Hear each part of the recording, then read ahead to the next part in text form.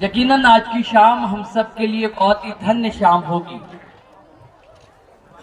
दुनिया के बड़े लोगों से जब हम मुलाकात करते हैं, उनकी फोटो खींच लेते हैं, यादगार बना लेते हैं, घर की दीवारों पे हम फोटो लगा लेते हैं और बताते रहते हैं सालों तक।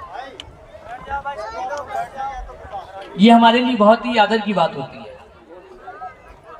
अभी हमारे साथ कुछ देर पहले इस क्षेत्र के सांसद जी थे, उनके कुछ लोग बता भी रहे थे कि इनको पूरी दुनिया में लोग जानते हैं। ये हम सबके लिए बड़ी आदर की बात है कि आज की शाम वो हमारे साथ थे। लेकिन क्या आप इस बात को महसूस कर रहे हैं कि दुनिया में बड़े से बड़े लोग बहुत ही आदर के हो सकते हैं, बहुत बड़े नाम हो सकते हैं। ये हमारे लिए बहुत सम्मान आदर की बात होती है कि हम उनसे भेंट कर सके।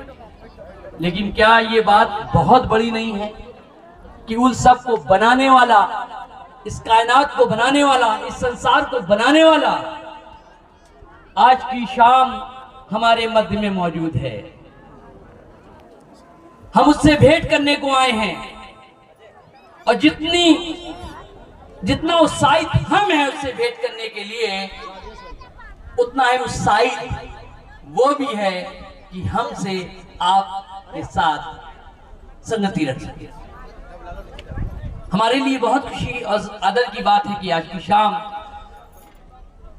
एक ऐसी जगह पर, जो मैं देख रहा हूं दूर दूर तक कुछ दिख नहीं रहा है, पशु पक्षी दिख रहे हैं, कुछ और गाड़ियां दिख रही हैं, लेकिन कोई घर नहीं दिख रहा है। एक ऐसी जगह, सैकड़ों की संख्या में लोग यहां पर परमेश्वर का दीदार करने आए हैं, उससे भेंट करने आए हैं। यही अद्भुत प्रेम है जो परमेश्वर का हमारे जीवन से प्रकट होता है। इसके लिए प्रभु का धन्यवाद करते हुए सारा श्रेय बिशप डॉक्टर आशीष सेठ को देना चाहेंगे और उनके साथ साथ उनकी पूरी टीम को ये श्रेय देना चाहेंगे ना। ये एक ऐसी जगह से आते हैं जो उत्तर प्रदेश का कैपिटल है, लखनऊ। और लखनऊ में बहुत बड़े बड़े सेवक लोग रहते हैं। इतने बड़े बड़े सेवक हैं कि अगर वो नहीं भी रहेंगे तो 50-100 साल अभी उनको कोई भूल नहीं पाएगा। उस शहर से ये आते हैं और हमेशा हम कहते हैं कि परमेश्वर ने उस शहर से आपको निकाला है। शायद वो लोग भी इतने लोग यहाँ पे इकट्ठे ना कर पाते ना। इसके लिए सारा आदर और सारा महिमा हम परमेश्वर को देते हैं। और इसमें कुछ बताने की जरूरत नहीं है कि इनको खुदा लाया है ना। आपकी मौजूदगी, सैकड़ों लोग की मौजूदगी इस बात का संदेश देती है कि प्रभु इनको लेकर आया है ताकि एक बहुत बड़ी खिदमत को या सेवा को अंजाम दे सके। आज का दिन, ये टाइटल नेम है शांति महोत्सव। आपको मालूम है प्रभु यीशु मसीह का एक नाम और भी है और उसका नाम है वो शांति का राजकुमार है। बाइबल में लिखा है वो ऐसी शांति हमें देता है जैसा संसार नहीं, संसार की चीजें से नहीं हमको शांति मिल सकती है। परमेश्वर के चरणों के पास, यीशु के चरणों के पास आने से हमको ऐसी शांति मिलती है। दुनिया में आप बड़ी से बड़ी चीज को हासिल कर सकते हैं, बड़ी से बड़ी बहुत दौलत अर्जित कर सकते हैं, बड़ा नाम कमा सकते हैं, मन चाहे चीजों को हासिल कर सकते हैं। लेकिन आपको बता दे कि आपकी जिंदगी में एक छोटी सी चीज जिसका नाम बहुत छोटा है, जिसे बोलते हैं शांति, अगर शांति ना रहे तो कुछ भी बड़ी दौलत, बड़ा मकान, बड़ा नाम, सब कुछ आपके जीवन में व्यर्थ है। हमेशा हम कहते हैं, क्योंकि अपने जीवन में मैंने अनुभव किया है कि बड़ा मकान, बड़ा नाम, ढेरों दौलत, गाड़ी, बंगला, सब कुछ उस समय खत्म हो जाता है जब आपके जीवन से शांति चली जाती है।